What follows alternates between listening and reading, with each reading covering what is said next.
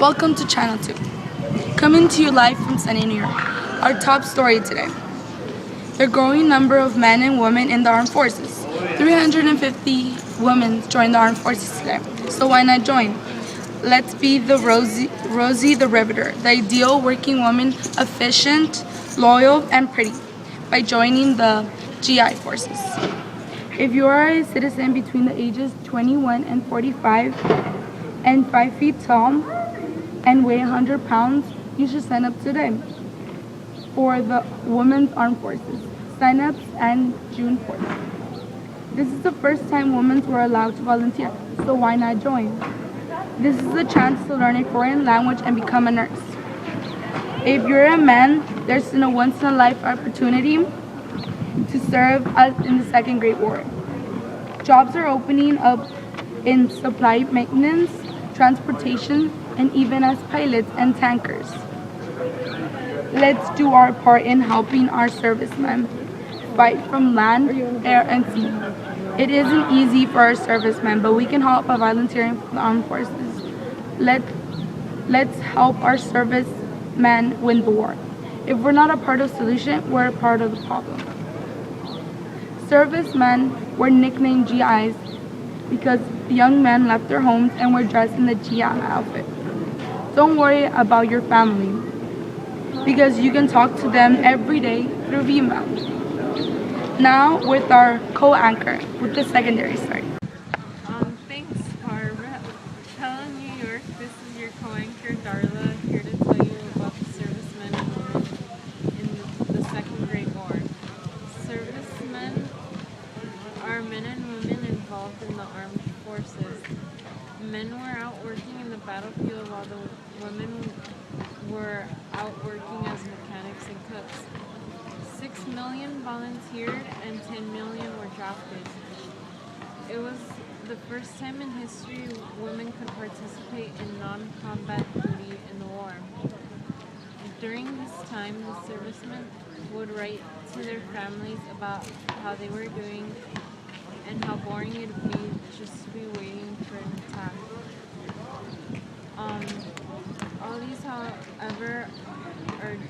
All these people, however, are doing their part. They're all helping us win the war in one way or another. Some of these people went out and died, but they died for our country. They died in honorable death.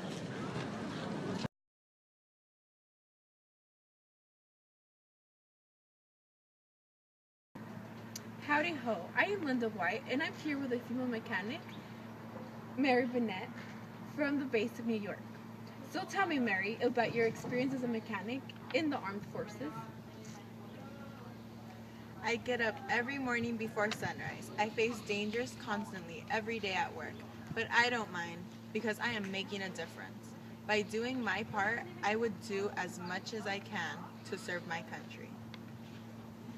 What motivated you to become a mechanic? Well, my husband is a GI, and he encouraged me to do my part and volunteer towards the war effort. Of course, I didn't want to become a mechanic at first, but that all changed when I saw what difference I can make, including all my duties that follow. Is it difficult leaving your children every single day?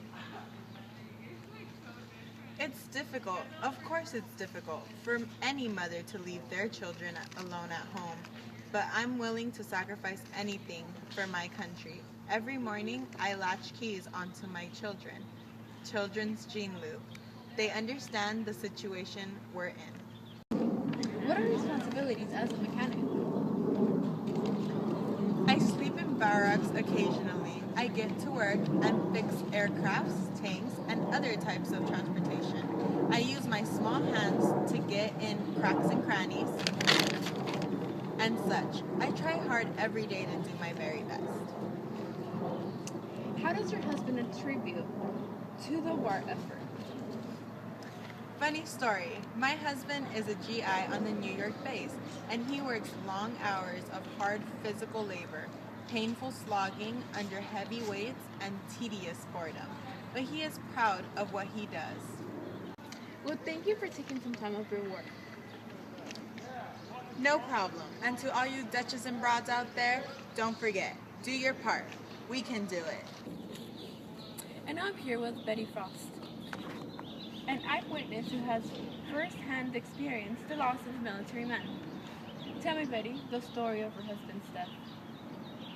My husband was the very first man to die in battle and be a part of the Tuskegee Airman Force.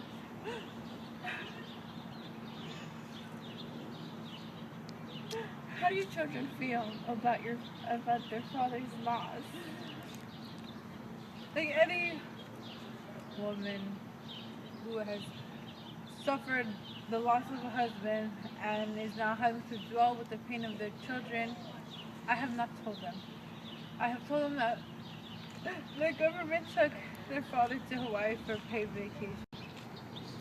Do you know of any other women that have been affected by this war? Every single woman on my block has been affected by this war, by either losing a husband or a brother or a son or an uncle or something in that matter. And it's devastating, but knowing that they died for fighting for our country doesn't make them so much better because they're so brave and courageous and it's just beautiful. It really is beautiful. Self-sacrifice is the most beautiful way to die. Well, thank you so much. And that lipstick is so over the hill. Where did you get it? Thank you. I got it from Sears.